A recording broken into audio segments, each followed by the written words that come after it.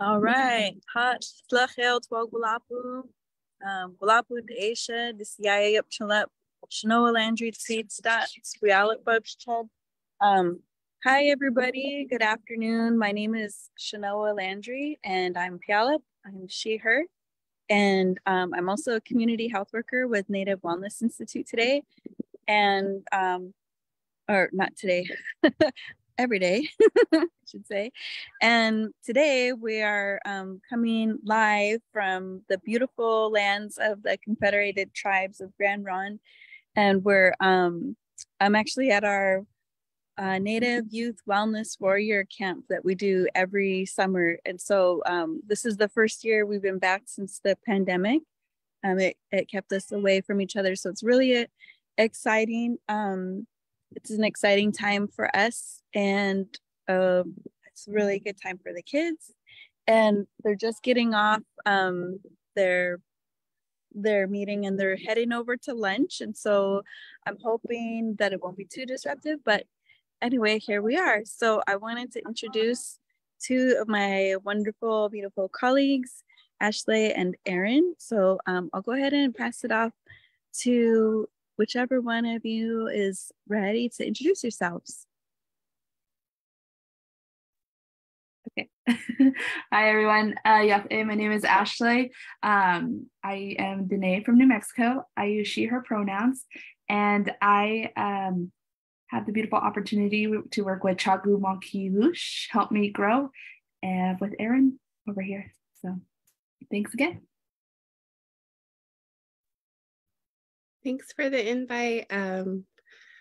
My name is Erin Angus. I am Pamunkey, and I get to work with Ashleigh over at Chagu Monkey Lush, and we get to work with a lot of families and young kids. So I'm happy to be here and share what we know and learn from each other. Thanks.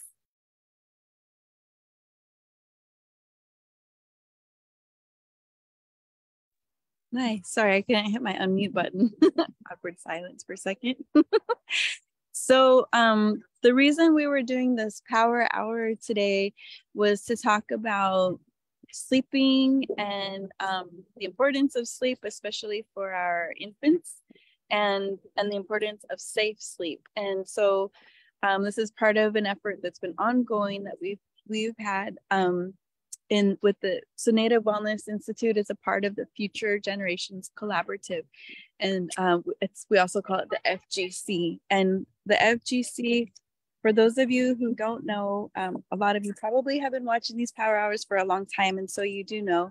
But the FGC is this collaboration of different Native organizations in the Portland area, and hold on one second.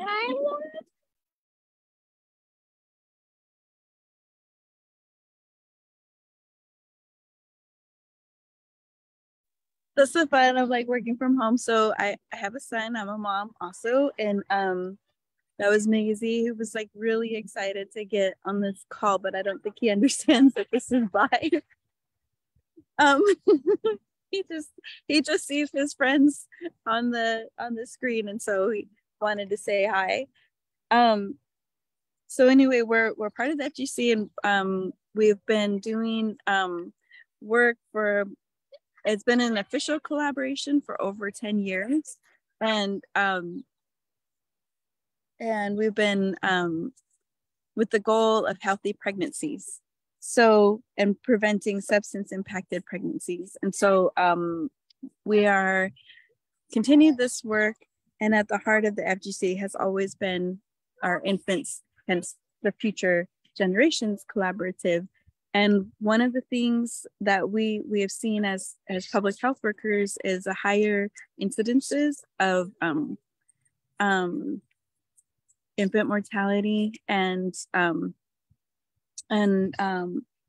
so we're trying to work towards preventing that. And we know that our ancestors have the answers. And one of the things that a lot of us as Indigenous peoples and tribes around the Turtle Islands, have used different safe sleep practices. And that's what we're going to talk about today, that are actually very, our traditional methods are actually very preventative and keep our babies safe. And so the reason I specifically asked Erin is because Erin is an accomplished seamstress and mom of many beautiful children, and auntie to many. And so I wanted to ask you, Erin, what has been some of the safe sleep practices that you have practiced with your family? Well, I think over the years, to start off, I'm a mother of 4.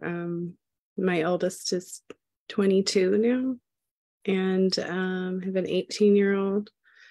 And then I have a 13-year-old and a 4-year-old. So the oldest 2, we didn't use a cradle board.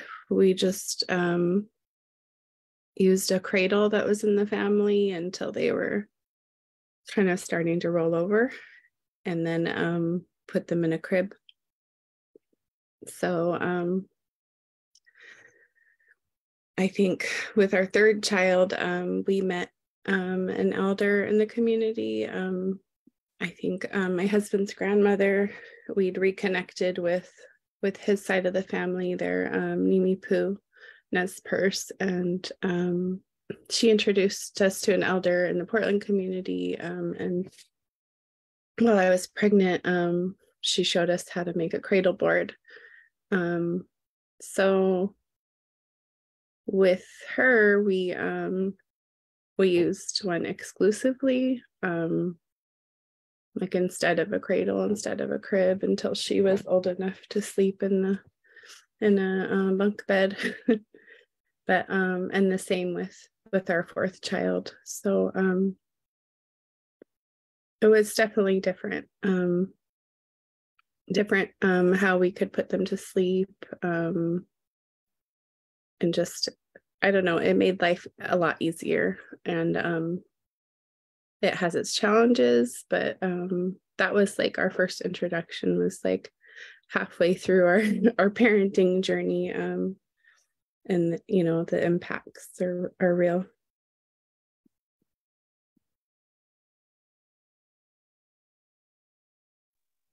And so for those of you who are watching, I think I know a lot of Indian country watches these, and a lot of us have different ways of carrying our babies and letting them sleep. And so Erin mentioned cradle boards is one way that we use up in the Pacific Northwest, and I know all across Indian country I've seen other tribes using cradle boards as well.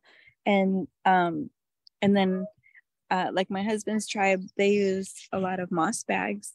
And I feel like one of the things that's really consistent about a lot of our traditional baby sleep practices is the idea of swaddling. And so I know historically we've kept our babies really wrapped tight because it reminds them of being in the womb. And so it makes them feel safe and loved. And so it's interesting that through, you know, colonization and boarding schools, you know, a lot of that was like shunned, shamed, and outlawed, actually. And so I feel like using our cradle boards and our traditional ways of sleeping are also a way of not just reconnecting and maintaining our traditional ties, but also an active resistance against that and decolonization. And so I think it's really beautiful when our families continue to use our traditional practices. And we know that, you know, modern science or public health or whatever has finally caught up to our indigenous ways of knowledge. And they're like, oh, actually, we want to put them on their backs and we want to wrap them tight. And that's actually good for them. And it's good for their brain development, which I always find it's sad for the generations that, or for the families who didn't have access to that because of the being outlawed and whatnot, or through colonization. But it's beautiful for us to be able to share that with our families. And so Erin also helped us with we did actually community cradle board making classes for those families, you know, as we have disproportionately higher rates of our children in foster care. So a lot of our families didn't have access to those traditional knowledges. And so having those community classes, I think, has been really, really useful for families who are trying to maintain those traditions. And we're so blessed to have other community members sharing those teachings. So I want to thank you for that, Erin, for all of your help, helping so many other parents make their own cradle boards and sharing the teachings that you all have learned along the way. And so, Ashleigh, I had a couple of questions for you as well. We're just going to like kind of go back and forth. And for those of you who are watching at home, feel free to share in the chat what your traditional practices are, or what any of your teachings that you feel comfortable sharing about keeping your babies safe while they sleep. And we'll try to respond to any questions. And there is there's like a 4-minute delay or something. So we will get to it if you have questions. Ashleigh, what kind of programming are you doing with your, can you talk a little bit about your program? Yes, sounds good. Thank you. So yeah, we are Chagu Monkey Bush, and so we are a Native Early Childhood program within the FGC. And so within our program, we do a couple of things. We are basically, you know, looking to get families connected to other families, community resources. And so we do this through a variety of ways. One is we have our kind of more of our direct family support, where we can go ahead and gather through play groups, and those are weekly right now. And so that's been really exciting. That's my favorite part, to be honest, just because it's really cool to be able to come together, you know, share our knowledge, and to also have to watch the kids play. So yeah, basically, like I say, we get together, the kiddos go ahead and play, and it's fun to watch them just do their thing, and then have everyone be able to just like join in and engage that way. Because, you know, you see them building blocks over here and you're like, oh, cool, like just go sit down, plop down and be with them. And so not only do we have families engaging, you know, together, but we also want to have the greater community, such as like providers come. So we've had like WIC be a part of our groups, as well as other FGC programming. Chenoa was really awesome and came through and taught us some powwow dancing. And so we just kind of have a different, you know, just different things that we do at groups. And then another way is we just do more of a personalized support and care, where that could be just making sure, you know, that families are getting connected, like I said, with those resources and those services that they are wanting. And it's super important, you know, I think within our program for us to want to make sure also that those services and those programs are being more culturally responsive and culturally congruent. And so that is one way we do that. And then, you know, just also offering another variety of ways to meet families where they want to be. So if they want to go meet at a park instead, or just kind of hang out in other areas around Portland, we definitely do that. And then lastly, we just work with our providers, our community providers. As I mentioned, we with WIC, we have Multnomah County Library, oh my goodness, sorry, NAES Family Services, just a whole bunch of great folks who are working with us. And yeah, that's pretty much kind of what we do. Sorry, a whole in a nutshell there. I feel like I'm rambling on now. Did I forget anything, Erin? I think you covered it. Thank you. Good job. So many awesome things. I'm just really excited. Love it. So it's so awesome. And I feel like what I hear consistently is the importance of collaboration and really working with other organizations and community members to really support families, because that's what we did traditionally, and what we're reclaiming. And you know, a lot of tribes and communities have never lost that connection, but for a lot of our families, especially those impacted by boarding schools or by just moving to the city through relocation, or just for any other reason, you know, being away from your home reservation can be so hard living in the urban areas. And so having those community supports and community members really acting together as a one big family has been, I know it's been super impactful for a lot of families around. Sorry, I was trying to like sit back in the shade, but the sun does keep moving away from me. I'm facing east. So yeah, the sun is kind of moving along. So I hope you guys can see me okay. Can't see myself very well on my own screen because I am on my phone, but we're making it work. Look great. If it ever goes like you can't see me at all, just say something.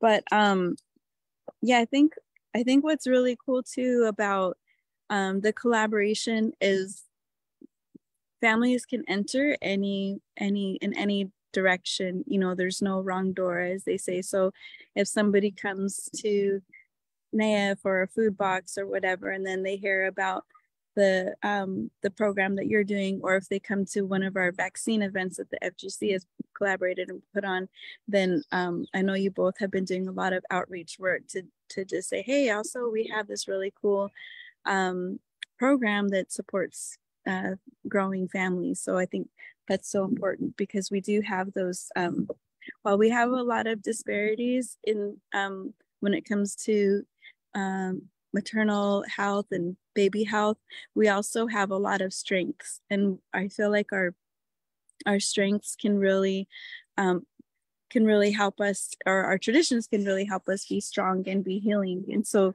I think I breezed over part of the things that we were going to talk about earlier, was about how sleep recommendations for infants has changed so much over the decades and generations. And so I know, for example, in some of our parents' generations, like in the 1940s, 50s, and 60s, you know, it was very common to and as a matter of fact, I remember hearing my parents talk about, you know, people would tell them to put your baby, you know, they would just put them in like their face down to the side so that they wouldn't like choke on their spit up or whatever, or they would, you know, just give really bad advice. And I know in the 80s it was really popular to have those 80s, 90s, and even early 2000s to have those like just extra stuff in the crib, but like the bumpers and everything, because people were worried about their babies falling into the cracks. And really what the current recommendations are is to nothing in the crib, really, right? Just like their swaddle blanket and on their backs. And that too has been a traditional practice. So if we have from an indigenous perspective, I should say. And my baby is right here. He's about 60 months now. I still swaddle him, and he sleeps great. And I'm just trying to keep him safe. So I just think I find it really curious and interesting that, you know, for all of the things that we've been judged on, you know, it turns out actually our ancestors were right. With cradle boards specifically, you know, I think I don't want to speak for all tribes, because everybody who's watching, you know, we've all got our own teachings and ways around them. But from our community, the board actually helps to keep their straight and their heads from wobbling all over, and it keeps them safe and comforted. And a lot of times we'll put a bow over the top or something up here to like a decorations. Decorations isn't really like, sounds like a Christmas tree or something. I didn't mean that, but yeah, like a you know, something like beadwork or something hanging down, and that keeps their eyes busy, because you know, it's so easy to get overstimulated, even us as adults. Like it can think the world can feel very overstimulating. And so kind of the cradle boards that a lot of our tribes use will like kind of help our baby's brain development, so that they're only focusing on like what's directly in front of them. And because when they're newborns, they can't see very far, and so having that bow over their head, they can see, focus on something that's close to them while still being safe. The bows are also for protection, so that you know, traditionally if we were traveling or whatever, that would also keep the baby safe. I used to know somebody way back when, like, you know, when we were young, and it's like, well, if the baby, even if the cradle board happened to fall forward or whatever, then the bow actually protects them also from getting hurt.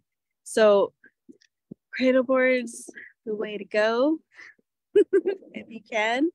And there's so many resources now, especially with the access to internet. If you have that, hopefully if you're watching this, you have some sort of access to the internet or YouTube, and you can you know, find out. There's so many different ways to make them, and like I said, so many different tribes have so many different teachings around them and reasons why. So we're really just focusing on the things that are for you know, the physical and emotional safety and growth, and we'll leave those other teachings up to your own families and tribes.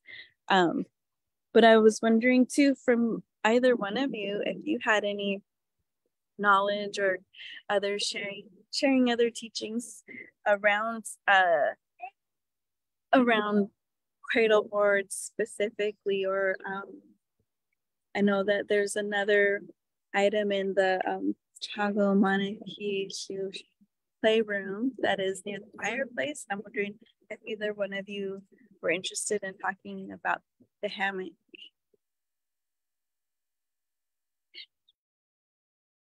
Sure. I mean, cradle boards and hammocks, moss bags, baskets, all the different ways of holding and caring for infants. I think the hammock is a really interesting one too, if you're talking about Western science catching up, because that back and forth swinging side to side, that, you know, that really helps with brain development and communicating with connecting left brain to right brain, being held like so completely. It's just really amazing for calming and just feeling safe and like cocooned from the outside world. But I was also thinking, you know, of all the different teachings and stepping into this in a way like, I've never done this. I think this is my people's way, but I don't have those teachings or access to those teachings, and I want to do right by my Nimipu children, because, you know, that's what we've been shown. And so we're just going to step into this kind of humbly fumbling and we'll learn what we're meant to learn along the way. And the really cool thing about it being different for every tribe and every family and people is that, like, when you bring that cradle board out with the baby onto the floor at the powwow or community events or ceremonies or gatherings, like, just like seeing the look on the elders' faces it's healing for everyone. And just being like a new mom and sitting with a baby in a cradle board, like the elders come up to you, and I don't remember hearing much of, it's not supposed to be this way, or you should do this, or it's supposed to be that way. That's not what I heard. Like when I brought the baby out, they'd come and sit with me and tell those stories, like, this is how we did it, you know, or this is why we use this for the bow, or this is why we hang these specific, I don't want to say ornaments, but specific like items, like, or for specific blessings and specific protections and reasons. And, you know, we hung things that were special to us. And I think on our fourth child, my husband carved a little paddle and put it up there with our shells and beads. And I don't know, it's just whatever is special to your family, like doing the best you can with what you know, and and learning along the way. That's been huge. So like, I love hearing everyone's stories, because you bring out a board, people start talking about their baskets. And you know, a lot of families have been blessed to carry those teachings all the way through and never lose them. And when you're relearning, like, you're taking that kind of leap of faith, and also like hope you're doing the right thing or doing it right. But that's been part of our experience.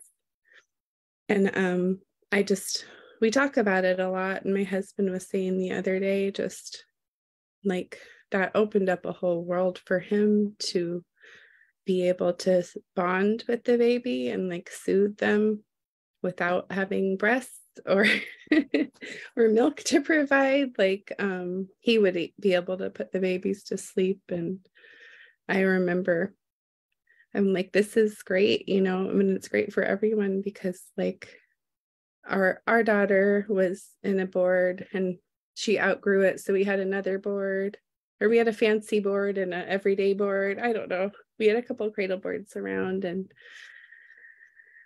we were babysitting at the time, and our non-native friends, you know, their kids, and like the white babies love it too. You just put any baby in a cradle board, it will knock them out. And I just remember having to unwrap our babies, like, wake up, you need to eat, wake up, because they would sleep so well for so long. And then being able to bring the board around everywhere we were. If they were awake, they could watch us and be with us and feel secure.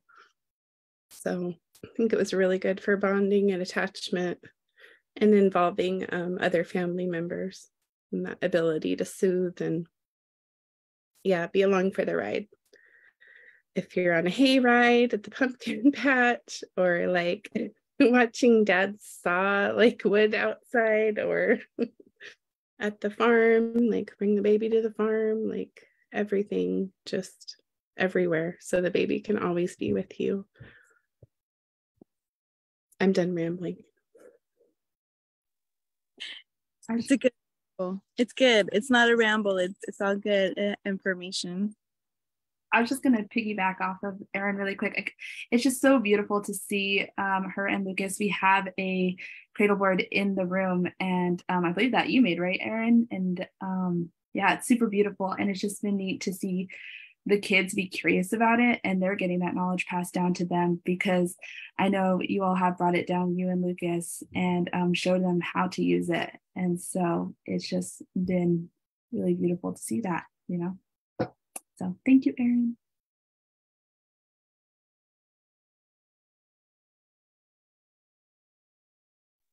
Thanks, Ashleigh. I'm sorry, someone just got injured right in front of me, so I'm I got a little startled for a moment. They're okay. They're fine. But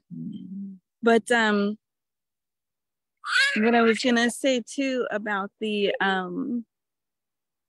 back and forth, what Erin was describing was those hammocks. And one of the cool things was one of our grants was able to support some funding to actually be be able to provide swing materials for families to make their own swings at home, or swing or hammock. Either way, you don't have to sew it all the way. Like you don't have to buy those expensive hammocks. You can always just buy a blanket that's like strong enough to hold. Especially when they're too little to keep their neck up, it's important to keep them in their board while they're in their swing or hammock, so that they don't accidentally suffocate themselves. But having that straight back is really good. And like Erin was saying, the back end or side to side motion is so much healthier for their brain development than forward and backward. So what I had read from the latest research was it was saying the swings that go back and forth are actually not as good. It's not like bad for them, but it's like overstimulating, and so that side to side is really good for their brain development. I have to help somebody really quick. Anybody else have anything to add for a moment?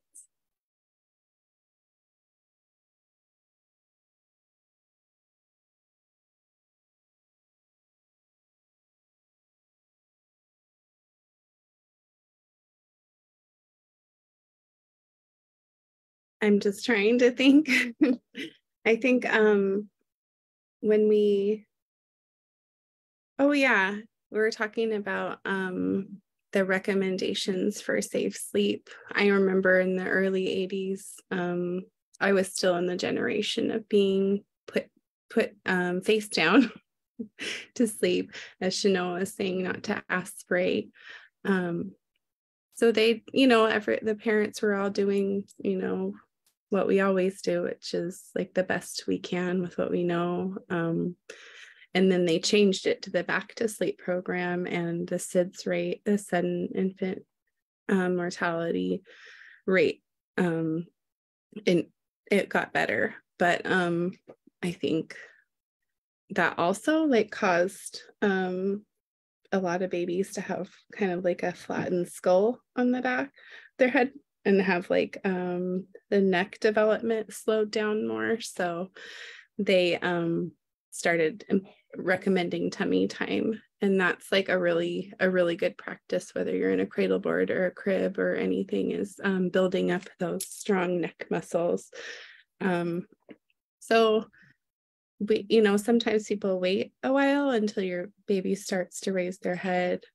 I think all my kids were born with their heads up and looking around. So we started right away. I mean, when they're a few days or a week old, just lay them on their belly and not force it. If they start to cry, pick them up. But that's a really important practice, just for their physical development, and learning to push up and crawl. That helps develop that, and counteract any kind of flat head. I always put on my belly to sleep, but my head's still flat, so I don't know if that's a problem. I know I had some tummy time. There's photo evidence. Some people just have different shaped heads. I feel like all of our heads are shaped differently. But yes, what you're talking about, the flat, the flat. Sometimes if people, leave them on their back for too long, so that tummy time that Erin is describing is providing that time. Sometimes you'll have a little bolster pillow for them to for your infants as they get old enough to be able to have their neck muscles strong enough to hold up, and that it's a good workout for them. And you got to think, in our first year of life, we triple in size. Humans triple in size from the moment you're born to their first birthday. They're growing on average or whatever. And so your body is working so hard you're learning new things, you're growing new muscles, you're developing new muscles, your eyes are developing, senses are developing. And so having really good routines of safe sleep, and reducing the stimulations and the loud noises. Sorry, the dog barking. is so important, and it's really good for all different forms of development. The other we're at camp, guys. It's so awesome. It's a little distracting speaking of overstimulation. Yeah. Sorry, everyone. I heard there's horses. Yes, and yesterday we had equine therapy. It was really beautiful. I think most of the kids had at least an opportunity to see the horses, but they were they were also really, really tired by the end of the day. We have a lot of new campers, some returning campers, and I think from what the looks of it, I can see everybody's having a great time. There was something else too about the importance of having like fresh air for your babies and temperature. And so it's so important to what I believe what the recommendation still is, and you two can correct me because you're the experts and working on it all the time, but babies do have, they're more sensitive to the elements, but dressing them overly warm in the winter can also be really dangerous because they can get super hot. And so generally, like if you need a jacket, then put a baby on, wrap the baby as if they're in the same climate as you. Because sometimes, we dress like it's a sunny day in the Bay Area, and then our child is wrapped up like they're about ready to go on a plane to Alaska. So it's like kind of, and we don't want our babies to overheat, and they also don't have all of their sweat glands developed yet. Is this right? Am I right? Am I on the right? Keep going with it. Sounds good. Yeah, you are right. To regulate their temperature as well. And so those are some of the things that we always have to be thinking about with our newborns is all of these little details that, like, if you grow up in a family that you don't have a lot of kids around you, and then all of a sudden you become a parent. I was around a lot of kids growing up, but I feel like we had like a mixed bag of knowledge. So we got some really good advice, and we also saw some really poor advice as in not good, as in that could be dangerous. I also grew up, seatbelts were optional as a kid. So thankfully now they're do not take your child anywhere if they need a seatbelt, and if they need a I was gonna say a cradle board. It's not a cradle board, it's a cradling seat with a 5-point, what are those called, Ashleigh? Harness. Harness. Always use a car seat for your babies as well, and make sure that the angle is proper on their in their car seat so that they're not leaned over, because like you had mentioned, Erin, about their necks being strong enough, we want to always make sure that their necks are able to support their heads. And I cannot see the Facebook chat, but I'm wondering if people but our producer can see it. So if people have questions or comments, I'm wondering if anyone has any of those questions or comments. I'll give it a moment for the delay to happen.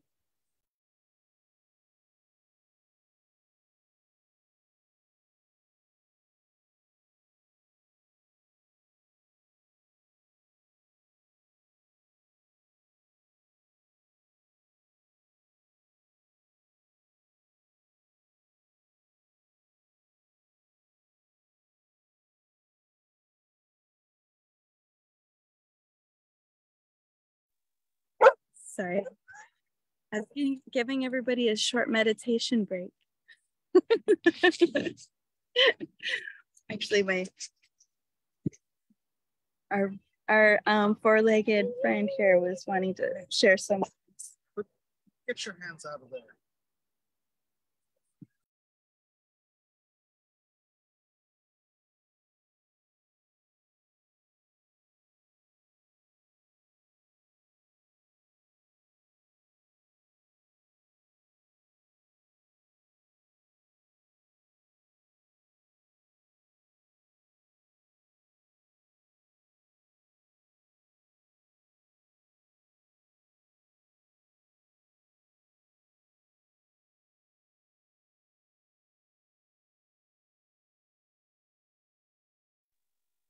Okay, sorry about that.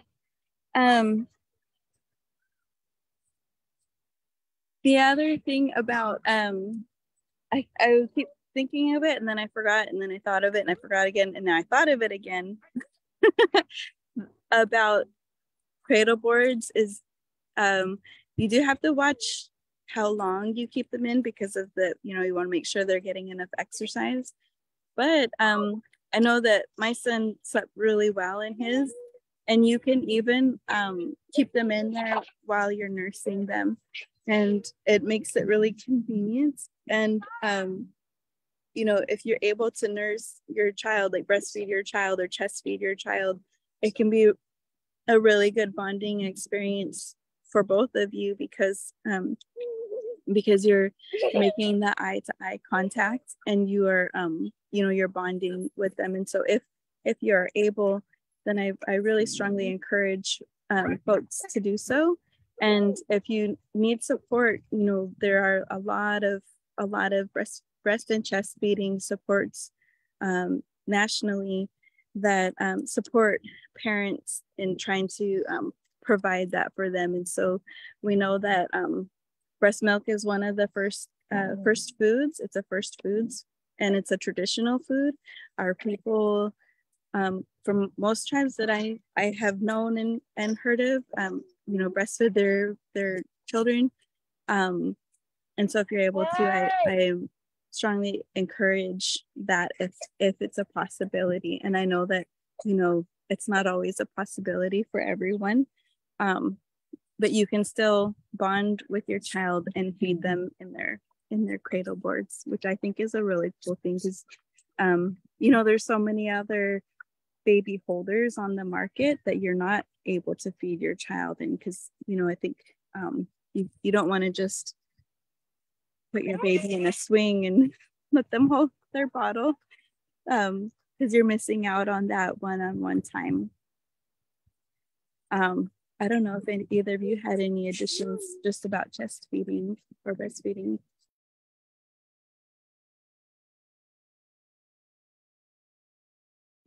No, just, yeah, absolutely. I think it is such a beautiful, special bonding time to be able to, be with one another. Like you said, there's a lot of great resources out there too, to kind of help support that and just to see what best meets you and your family's needs.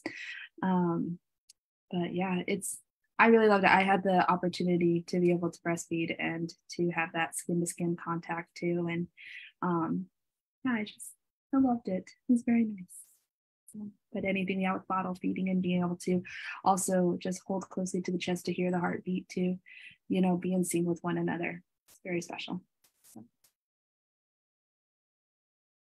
That serve and return, the eye-to-eye contact is the basis for all of our brain development and all of our emotional development. So being close, whether you're feeding or holding, is so important. And like I don't ever want to come off as judgmental. I just realize that people don't have that teaching yet, and I know parents get really busy, but I still, like, to this day, like if I see someone propping like a bottle or something, especially with a young child, I just feel kind of sad. Like I know it's these moments where you feel overwhelmed, but they go by so fast. And I don't think that, I know that our young caregivers and parents, they really don't have like the full-on support that we need because,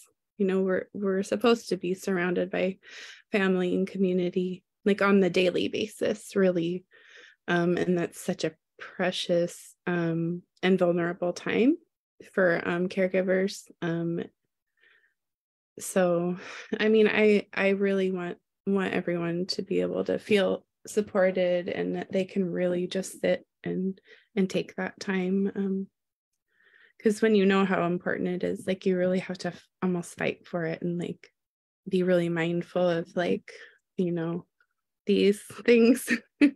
Like, they're really important tools. But I remember, like, they weren't a thing for 3 of my kids, because for 2 they weren't a thing yet. We didn't have that kind of like enough money. Like, everyone has a phone now, but like, and then the smartphone wasn't a thing yet. And so for my 4th child, this was a thing. And I had to, like, sometimes just throw it like across the bed or across the room. Like, I'm putting this down, I'm gonna look you in the eye. Because that's kind of, I don't want to rant about the way things are these days, but you know, like, it really is a thing, and it interrupts attachment. So like, to be mindful of that and not to feel guilty, because yeah, we're all scrolling, it's fine. That's something we need to do, but just being mindful of that. And then it goes by so fast, I can't even tell you. But the ability to bond with the other partners or grandparents or siblings too, it's really special. And like, I wanted to talk about safety too with cradle boards. We're talking about neck development, and a lot of times we use cradle boards and we'll prop them up, like, so the baby can see. And that's really awesome, but we want to make sure we're at an angle that supports that where they're at developmentally, and also that they're not going to slide down and, like, you know, get choked out. Sometimes, you know, you look over and you're like, oh no, because here's the baby, you know, maybe sunk down in the cradle boards or the blanket. So just being aware, if you're propping the baby, that what angle they're at with their neck development, and that you're checking in, like, that they're with you and you're checking in, you're present if they're propped up. That's a good one. And I think the rights too, we have rights, like in the hospital, to bring our boards and to use them. They had rules like, you know, if dad's asleep on the couch, you know, falls asleep holding the baby, like, a sleeping person can't hold the baby. Like, they need to be secure, which I'm like, dad's not going to drop her, but, you know, like, I'll abide by that. But they were really supportive both times. And if anything, just kind of in on, sometimes they'd ask if they could bring another nurse in to see, and that's your right to say yes or no. But I always said yes, because I want them to learn and I want them to be comfortable with that. And they just had a lot of great questions, and I didn't feel like I was being put on the spot or anything. So, and I know not everyone has that experience in the hospital, but we do have those rights, and sometimes we have to fight for them, like, in our most vulnerable time. But I just wanted to reiterate that we do have the right to use those practices in the hospitals. Yes, beautifully said. Thank you, Erin. That's exactly right. You know, knowing and understanding your rights as a patient and as a parent are so important. And one thing that I noticed after becoming a parent was that a lot of unsolicited advice came along. And so, first of all, I want to say this is not advice for anyone. So this whole power hour is not about advice. It's just sharing the things that we have learned along the way in the hopes that it will support other people. And so, and a lot of people probably already know many of these things. And so as a collective, you know, we can kind of keep sharing and keep growing and keep healing, because so many of those traumas we have experienced, like Erin was saying, especially, you know, racism still exists, and it exists in the medical system, and it exists in hospitals, and hospitals are staffed by humans, and sometimes they do make mistakes, and sometimes they don't even realize when they've blundered and said, you can't have that in here or whatnot. And knowing your rights as a human and as an Indigenous person, being able to express those rights is so important. Because I definitely don't want anyone to feel discouraged from using their traditional carrying practices because someone else made a mistake. So definitely, assert yourself. I will say, still have to use a car seat. Cradle boards are, they were used for transportation traditionally, but traditionally we didn't go 60 miles an hour on a highway. So adapting to those practices is so important. Being able to use the best of both worlds. We have some of our teams going by. 1 second.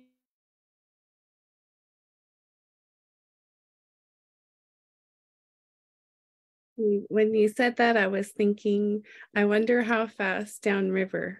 I wonder how fast we paddle downriver. Probably not 50 or 60 miles an hour. But... Hi. Yes, stopping by for a moment. Impromptu appearance. Hi, everyone. This is Chelsea, and a lot of you probably know her. I don't know. I'll let you introduce yourself. I'm Chelsea. Chenoa's assistant. And I hold the beads for her. She sews earrings for everyone else. She doesn't like to use trays, so she just has me hold her in colors. But how did you hold your babies? How did I hold them? Like while sleeping?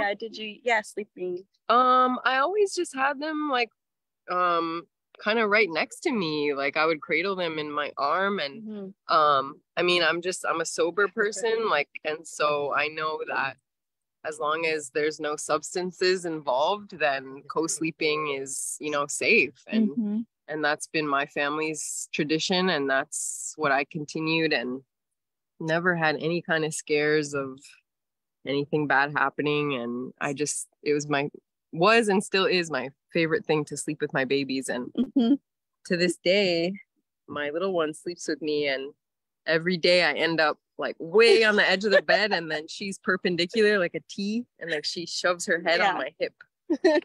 So it kind of changes all the time, but we just work with each other. We always have a different little rhythm. And yeah, she's been sleeping right next to me since the day she was born. Aww. Yeah, the only time I didn't co-sleep was in the hospital after I had my C-section with my firstborn. The nurses didn't let her sleep with me. Otherwise I would have. But as soon as I got her home, I slept with her. Definitely. Thank you. Yep. And they're so beautiful. Thank you. Yeah, so definitely asserting your rights and knowing what's good for you, what's good for your family. And Chelsea brought up a really good point about co-sleeping, and that also is a traditional practice. And so she really stressed, the need for being sober in that time. And this is in no way in any kind of judgment to anyone who uses substances for whatever reasons. It's just a matter because when our brains aren't all the way 100% functioning, mistakes can happen. And so I really strongly encourage folks to, remain sober around your babies if you are going to co-sleep. And I'm not a doctor. I can't give advice, but that is definitely something. I mean, I guess it's just kind of common sense. I just need to say it out loud. There's always ways to reduce any kind of risk too. So looking at co-sleeping is a beautiful natural thing, and you naturally are more in tune with your baby or your child, and you're going to sleep lighter naturally. So yes, if you're sober, you're not under the influence of any substances, your body's going to naturally work with your child. Ways you can reduce risk are like amounts of pillows on your bed, the amounts of blankets on your bed, the materials, like if you're using 100% cotton, if your blankets are made of wool, these things are breathable and they help you regulate your body temperature. And like any one thing you can do to reduce the risk is like, it's amazing. And there's so many little steps we can take. So yeah, thank you. So true, reducing that risk. And I really like what you said about reducing the amount of stuff in the bed, like the pillows and the extra blankets. It's especially important when they're sleeping alone and they're in their whatever carrier they're in. It's so important not to have those crib liners. I don't know if that's what they're called. They're like pillows that go around, is that by the rails side? We always call them bumpers. Yeah. Yeah. And I've heard people say, oh, but I don't want them to get lonely, you know, so I give them their stuffed animal. I'm like, they're not going to get lonely. When they're lonely, they will let you know. That's what babies are great at doing. They have this thing called crying. And if they're lonely, they will let you know. And I am a firm believer in one of our traditional teachings of like, you cannot spoil a newborn. And so I really loved what Chelsea was saying too about having them with you 100% of the time. You know, if you can, you know, as much as you can, because like Erin was saying and Ashleigh was saying, it goes by so quick. I tried the cry it out method for an hour one time. Oof. I cried the whole time. Oh, yeah. And like, I don't think either one of us are going to stop crying. So that didn't work. Yeah. I hear you. It's pretty painful. You're like, no, this doesn't feel right. Just wanted to piggyback off again, Erin, what you had said about like the types of blankets though. I really like that, the cotton one, and apologies if I pronounced this wrong, but the muslin blankets, those were always my favorite, that were super soft and just really nice to be able to swaddle in, and especially during like the hot times, like right now in the summer, like you said, since it is so breathable. So those were just one of my favorite swaddling blankets, and just, yeah, I'll pass that along. I love it. I'm sure everybody probably knows, but those things rock. So they're really cool. I was so excited. They came about my last round of baby. Last call. Language, but last call, last chance. Well, and I also feel like, you know, so many of the recommendations always change, but our traditional teachings haven't changed over, you know, since time immemorial. So that's how I know a lot of them are the right ways. And for those of you who may have felt like you missed out on any kind of teaching or whatever, or, you know, missed out on, maybe you always wanted to be in a cradle board and you hadn't ever been cradle board for whatever reason, you know, maybe your parents didn't have access to one or weren't allowed to use one. It's never too late. You can actually, and we've done this before with adults, have someone else swaddle you and see what it feels like to be your baby, and or, you know, your nephew or your niece or whoever, and you know, just lay a blanket down and have someone else like wrap you with a blanket, and you lay straight, let them swaddle you, and just observe, and like turn everything else off if you can, you know, and without all of the distractions. And what Erin was saying about not using the devices is so important. You know, I'm on a device all of the time because I use it for work, and also I like scrolling some now and again. But it's so important to build that time, you know, if scheduling it in to have that bonding time with the person who you're caring for, whether it's your child, your grandchild, or your, you know, your friend's kid, or whoever it is, you know,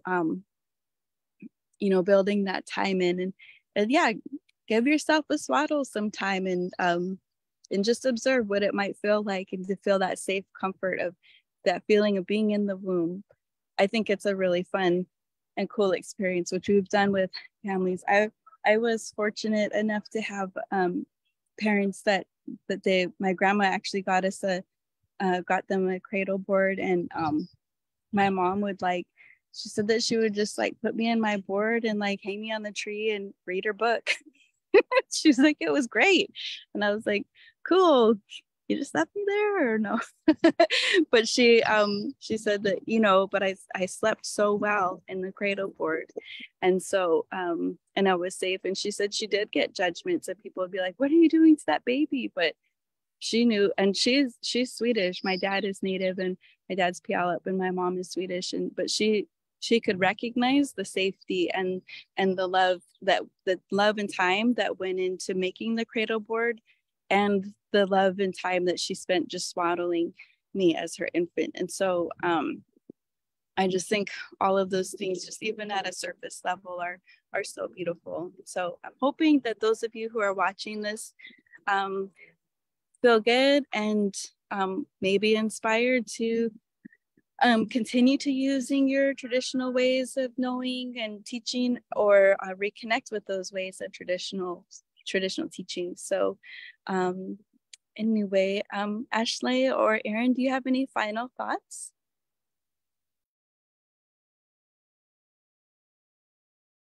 No. I'm just thankful to be invited here, and yeah, just really thankful to be raising my kids in our community and feeling the love. Well said, Erin. That's awesome. Yeah, thank you all so much. And I'm just glad to be able to be here to also learn as well. So appreciate you all. Well, thank you both so much for sharing your knowledge and your time and your warm smiles and your good hearts. I appreciate your generosity today. And I'm hoping that you both have a beautiful day. And for those of you out in the country and beyond, I hope that you also have a beautiful day. And thank you for joining us today. And I hope that you are feeling uplifted. And wherever you are, I'm sending you love and some vitamin D your way, and hoping that Creator blesses you with good laughter today. Boy up chest, we are finished. Dude, all three of these windows are open.